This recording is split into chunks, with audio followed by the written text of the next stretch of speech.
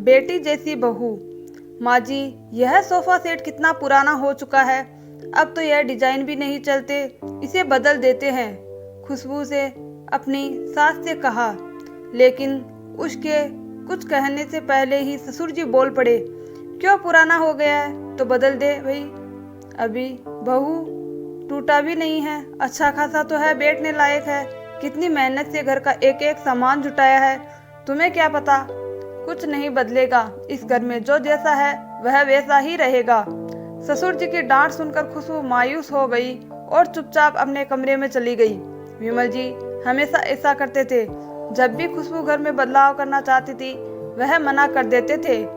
उनका मानना था कि बहू को थोड़ा सख्ती में रखना चाहिए, वरना वह अपनी मनमानी करने लगेगी। वो अपनी पत्नी को भी यही समझाते थे कि बहू को थोड़ा सख्ती दिखाया करो, लाड प्यार के साथ साथ। क्यों डांटते रहते हो उसे, कितनी प्यारी बहू है हमारी, कितना मान करती है हमारा, उसका भी तो घर है, उसके दिल को जो अच्छा लगता है वो मुझसे कह देती है, कोई जबरदस्ती तो नहीं करती। आप थोड़ा चुप रहा कीजिए, कल को पलट कर जवाब देने लगेगी तो फिर मुझसे मत कहना। ऐसे कैसे जवाब देने लगेगी, इसलिए तो थोड़ा डर बना कर रखता हूँ अपना, तुम्हारी तरह छूट दे दी तो सिर पर चढ़कर बैठ जाएगी, फिर देखना कब हमें घर से निकाल देगी पता भी नहीं चलेगा, फिर रोती रहना। ऐसा कुछ भी नहीं होगा, हमारी बहू बहुत समझदार है, देखते जाइए आगे आगे आपकी बात गलत साबित होगी। आशा जी के बार बार समझाने के बावजूद भी उनके स्वभाव में कोई परिवर्तन नहीं आया। कुछ महीनों बाद आशा जी ने एक बीमारी के कारण विमल जी का साथ छोड़ दिया। विमल जी तो जैसे चुप ही हो गए, ना किसी से कुछ कहना ना किसी से कुछ बोलना। ऐसे समय में उनकी बहू बेटे ने अपनी जिम्मेदारी बहुत ही अच्छे से निभाई। खुशबू ने एक बेटी की तरह उन्हें संभाला, ससुर जी के खान पान दवा आदि का ख्याल रखते हुए सासू माँ के सारे क्रियाक्रम अच्छे से निभाए। 13वीं के रस्म के बाद सारे रिश्तेदार चले गए, सिर्फ खुशबू की बहन खुशबू के पास रुक गई थी। खुशबू की बहन ने खुशबू से कहा, अब तो तेरी सासू माँ का वह सब तेरा ही है, तो अच्छे से संभाल ले, सब कहीं ऐसा कुछ ना हो कि तेरे ससुर जी सारे रुपए गहने अपनी बेटियों को दे दे।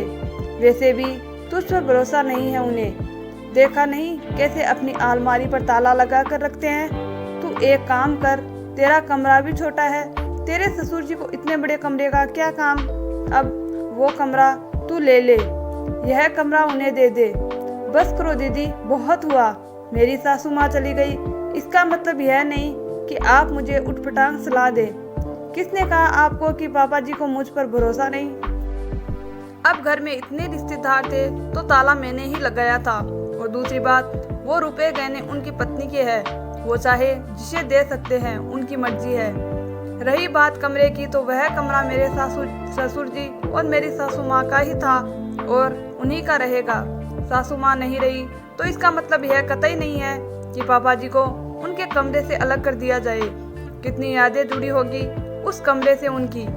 मैं उन्हें देने वाली कौन होती हूँ, वह घर के मुखिया है। आज के बाद मुझे ऐसी सलाह मत देना, मेरा घर है तो मुझे संभालने दो। तभी उसकी नज़र ससुर जी पर पड़ी और खुशबू चुप हो गई। विमल जी ने कुछ नहीं कहा, बहू के सिर पर हाथ रखकर चुपचाप अपने कमरे में चले गए और आशा जी के तस्वीर के आगे खड़े हो गए। तस्वीर में से आशा जी जैसे मुस्कुराकर कह रही थी, देखा आपने, मैं ना कहती थी आपसे, हाँ आशा तुम सही थी, मैं ही नहीं पहचान पाया हमारी बहू को। न जाने कब वह बेटी बन गई, पता ही नहीं चला। मैं अब उसे पूरी कोशिश करूँगा, उसे तुम्हारे हिस्से का प्यार देने का आशीर्वाद दे।